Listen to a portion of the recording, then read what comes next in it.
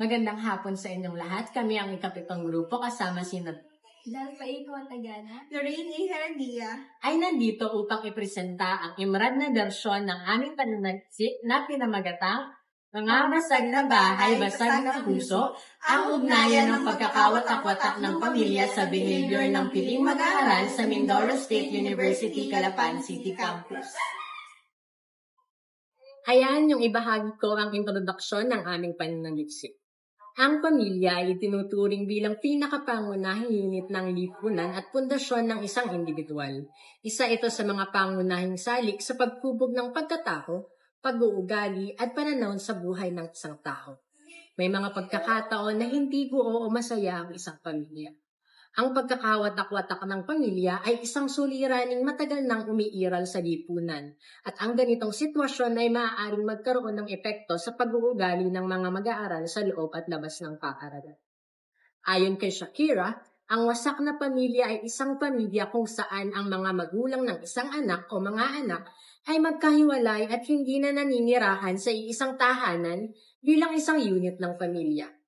Ayon naman sa Oxford Advanced Learners Dictionary, na ang broken family ay isang pamilya kung saan ang mga magulang ng mga anak ay humantong sa diborsyo o paghiwalay. Ayon sa 2021 Young Adult Fertility and Sexuality Study na isinagawa ng University of the Philippines Population Institute or UPPI, tinatayang 33% ng kabataang Pilipino ay lumaki nang hindi kasama ang parehong magulang. Sa bilang na ito, 18% ay lumaki na kasama lamang ang kanilang ina at 4% ay kasama lamang ang ama.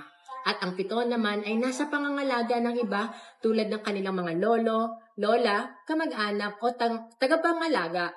Ipinapakita ng datos na ito ang lumalaking bilang ng kabataan na lumalaki sa alternatibong estruktura ng pamilya na maaaring magdulot ng iba't ibang epekto sa kanilang emosyonal, sosyal at akademikong aspeto ng buhay. Kaugnay nito, ang pag-uugali ng mga mag-aaral ay maaaring maimpluwensyahan ng panloob at panlabas ng mga salik. Ayon kay Campbell, ito ay anumang ginagawa ng isang tao bilang tugon sa mga kaganapan. Ayon naman kay Skidmore at Freire, 2023, ito ay ang panlabas na reaksyon ng isang tao sa kanyang kapaligiran. Ang pagkakaroon ng watak-watak na pamilya ay may kaugnayan sa pag-uugali ng isang estudyante. Kung ang isang mag-aaral ay nakakaramdam ng matinding stress o mababang kumpiyansa sa sarili, maaari itong magdulot ng paglayo niya sa ibang tao o pagbaba ng motibasyon sa pag-aaral. Sa kabilang banda, kung ang isang mag-aaral ay lumaki sa isang masayang tahanan, malaki ang posibilidad na siya ay maging palakaibigan at may positibong pananaw sa buhay. Dahil dito, nahimok ang mga mananaliksik na pag-aralan at siyasatin ang kalagayan ng mga estudyanteng nakakaranas ng ganitong uri ng sitwasyon. Layunin ng pananaliksik na ito na suriin ang ugnayan ng pagkakawatak-watak ng pamilya at behavior ng mga mag-aaral sa Mindoro State University, Calapan City Campus.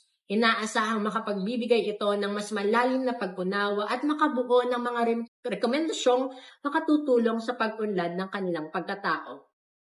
Layunin ng pananaliksik na ito na suriin ang ugnayan ng pagkakawatak-watak ng pamilya sa behavior ng mga mag-aaral sa Mindoro State University, Calapan City Campus. Binigyang pansin sa pagsusuri ang mga sumusunod na katanungan. Ano-ano ang mga sanhi ng pagkakawatak-watak ng pamilya ng mga mag-aaral?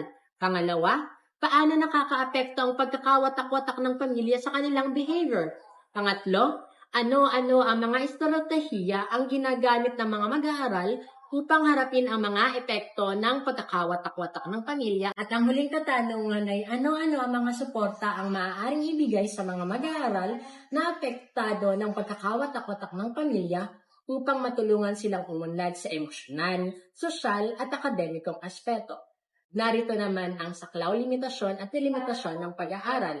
Ang saklaw ng pag-aaral na ito ay ang pagsusuri sa ugnayan ng pag-awatak-watak ng pamilya at ang behavior ng mga mag-aaral sa Mindoro State University, Calapan City Campus. Sinusuri nito kung paano nakakaapekto ang hidwaan sa pamilya sa asal at pakikibagay ng mga mag-aaral sa kaalilang akademikong buhay. Layunin nitong Matukoy kung may kaugnayan ang mga suliraning pangpamilya sa kanilang ugali, emosyonal na kalagayan, at pakikisalamuha sa loob ng paaralan. Dilimitahan ang pag-aaral sa mga nagmag-aaral mula sa iba't ibang kurso sa Mindoro State University, Calapan City Campus. Hindi nito saklaw ang ibang campus ng universidad o ibang paaralan upang mapanatili ang focus sa isang partikular na grupo ng mag-aaral. Saklaw lamang ng pananaliksik ang pananaw at karanasan ng mga nasabing respondante. At dinidilimatahan ang pag-aaral na ito sa pagsusuri ng epekto ng pagkakawatak-watak ng pamilya sa behavior ng mag-aaral. Hindi nito kasama ang ibang salik na maaaring maka-apekto sa kanilang asal akademikong pagganap, katulad na lamang ng impluwensya ng kapwa mag-aaral, personal na motibasyon o kondisyon ng paaralan. Ito ang ilustrasyon kung saan ay naglalarawan sa input, process at output ng pananaliksik. Sa input, makikita ninyo ang profile ng mga mag-aaral, kabilang na dito ang edad, baitang at ang kanilang seksyon.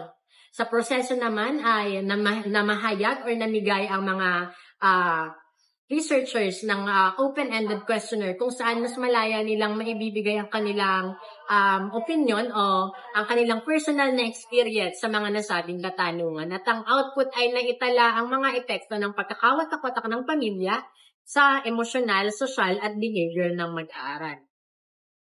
Sa pamamagitan ng IPO model, malalaman ng ugnayan ng pagkakawatak-watak ng pamilya at ang epekto nito sa mga mag-aaral. Sa kabuuan, ang IPO model ay nagbibigay ng mas malalim na pag-unawa sa epekto ng mga hidwaan sa pamilya at kung paano ito nakakaapekto sa mga mag-aaral. Ito ay nagsisilbing gabay para magbigay ng tamang suporta sa mga mag-aaral na dumaranas ng mga ganitong problema. Ito ang metodolohiya ng aming pananaliksik. Ang pananaliksik na ito ay gumamit ng kwalitatibong disenyo, partikular ang phenomenological, upang maunawaan at mahilarawan ang mga karanasan ng mga mag-aaral na nakaranas ng pagkakawatak-watak ng pamilya. Ayon kay Creswell 2018, ito ay isang mabisang pamamaraan upang saliksikin at ipaliwanag ang kahulugan ng mga karanasan ng mag-aaral na kalahok sa isang tiyak na phenomenon. Ang pananaliksik na ito ay gumamit ng open-ended questionnaire o talatanungang may malayang sagot na naglalaman ng mga bukas na tanong na may layuning pukawin ang malalim na pagninilay at pagbabahagi ng mga personal na karanasan, pananaw at emosyon ng mga respondente hinggil sa epekto ng pagkakawatak-watak ng pamilya sa kanilang pag-uugali at pagganap sa akademik. Para sa pamamaraan ng pangangalap ng datos, ang mga datos ay nailikom sa pamamagitan ng online survey o personal na panayam, depende sa kaginhawaan at kagustuhan ng mga respondente. Gamit ang purposive sampling, partikular na pipiliin ang mga mag-aaral na may karanasan sa pagkakawatak-watak ng pamilya, kabilang na ang mga hiwalay na magulang, pinalaki ng iisang magulang o lumaki sa pangangalaga ng ibang kamag-anak. Ang mga nakalap na datos ay susuriin gamit ang thematic analysis, isang kwantitatibong pamamaraan ng pagsusuri ng datos kung saan tinutukoy at binibigyang kahulugan ang mga umuusbong na tema at pattern mula sa mga sagot ng mga kalahok. Ito naman ang mga ethical na konsiderasyon. Una, paggalang sa pribasiya at konfidensyalidad. Pangalawa, walang pinsala. Pangatlo, informed consent. Pang-apat, paggalang sa dignidad ng kalahok.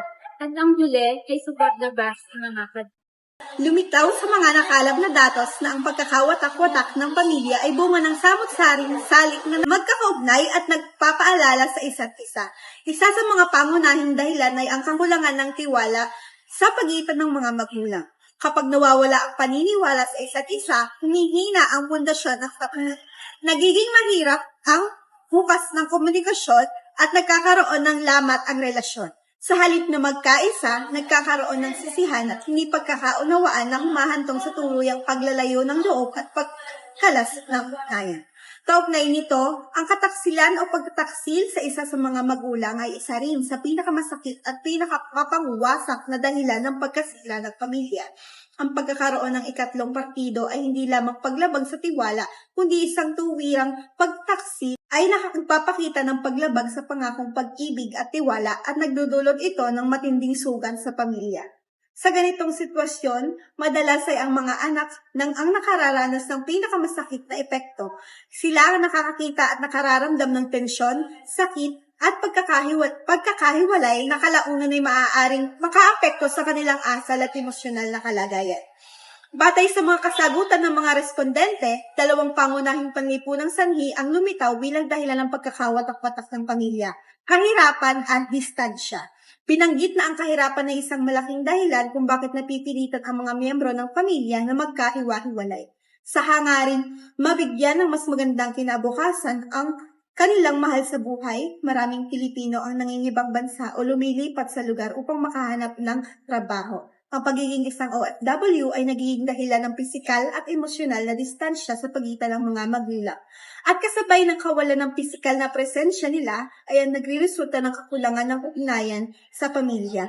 Ang ganitong kalagayan ay madalas nagiging simula ng emosyonal na pagkakalayo at hindi pagkakaunawaan. Para sa epekto ng pagkakawatak-watak ng pamilya sa behavior ng mag-aaral, ipinakita ng mga pahayag ng mga mag-aaral na malalim at masakit ang epekto ng pagkakawatak-watak ng pamilya sa kanilang emosyonal na kalagayan. Ang mga emosyon gaya ng kalungkutan, pagkaingit, takot sa abandonment at biglaang pagbabago ng mood ay mga karaniwang damdaming nararanasan nila. Ang mga ito ay nagsisilbing manifestasyon ng mga sugat mula sa kanilang mga karanasan sa pamilya. Kaugnay nito, ang mga emosyonal na epekto ng paghihiwalay ng pamilya tulad ng kawalan ng kapanatagan, kalungkutan at patuloy na pag-aalala ay maaaring magdulot ng pagkakasira ng kanilang mental na kalusugan. Maaaring makaapekto ito sa kanilang pang-araw-araw na buhay at mga relasyon. Para naman sa mekanismo o paraan ng pagharap ng mga mag-aaral sa suliranin ng pagkakawatak-watak ng pamilya, pakikita sa kanilang mga pahayag na karamihan sa mga mag-aaral ay humahanap ng tahimik na espasyo upang makapaglabas ng damdamin. Kabilang nito ay pag-iyak, pagdarasal, at pagmumuni-muni bilang mekanismo upang mapagaan ang emosyonal na pasanin. Ang panalangin ay nagsilbing sandigan upang mapanumbalik ang kanilang katahimikan at makapagpatuloy sa araw-araw na buhay. Ang iba namang mag-aaral ay pinipiling ilihis ang kanilang atensyon sa pamamagitan ng magiging abala sa iba't ibang aktibidad o pakikipag-ugnayan sa kanilang mga kaibigan. Ang social support ay naging mahalagang aspeto ng kanilang emotional recovery habang ang paglibang sa sarili ay tumutulong upang unti-unting makaalis mula sa bigat ng kalooban. Sa kabuuan, pinapakita ng mga tugon na ang mga mag-aaral ay may sarili-sariling paraan upang makaangkop sa epekto ng pagkakawatak-watak ng pamilya. Bagamat pagkakaiba ang kanilang mga karanasan, malinaw na ang pagkakaroon ng emosyonal na outlet, maging ito man ay tahimik o pagninilay o aktibong pakikisalamuha, ay mahalagang hakbang patungo sa emosyonal na kagalingan.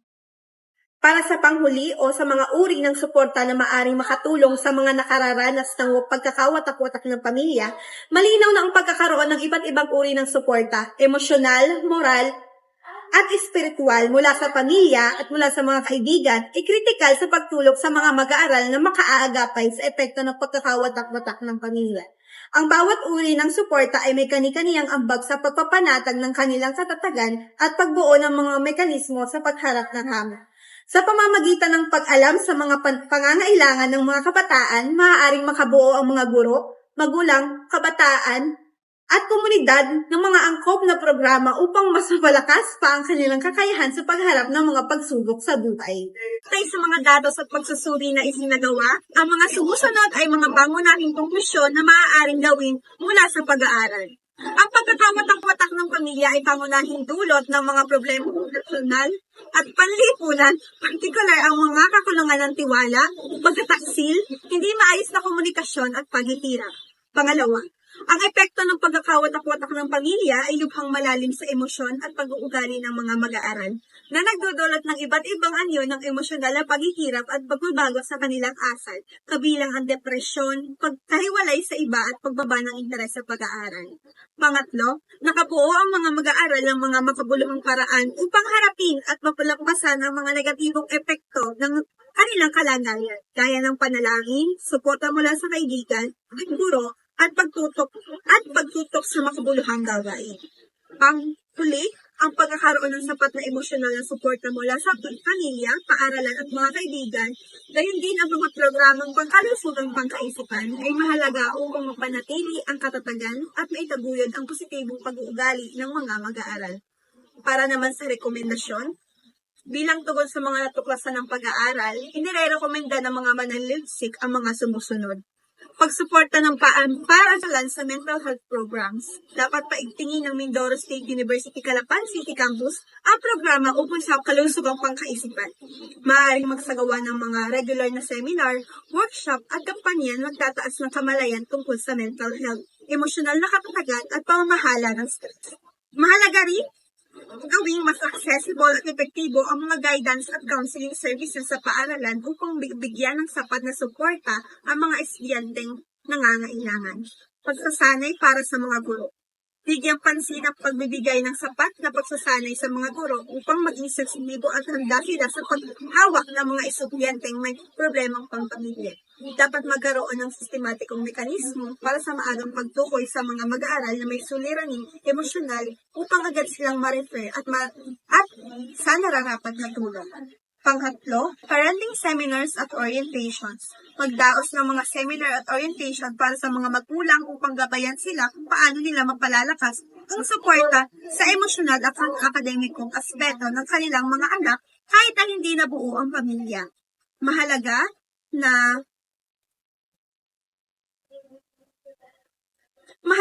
hikayatin ang mga magulang na panatilihin ang bukas na komunikasyon, pagmamahal at aktibong pakikilahok sa buhay ng kanilang mga anak. At pangapat, pangunahing tulong mula sa pamahalaan at NGOs. Paglunsad ng mga inisyatibo na nagbibigay ng pinansyal na tulong sa mga estudyante upang mabawasan ang mga dahilan ng pagkakawatak-watak ng pamilya na bunga ng kahirapan.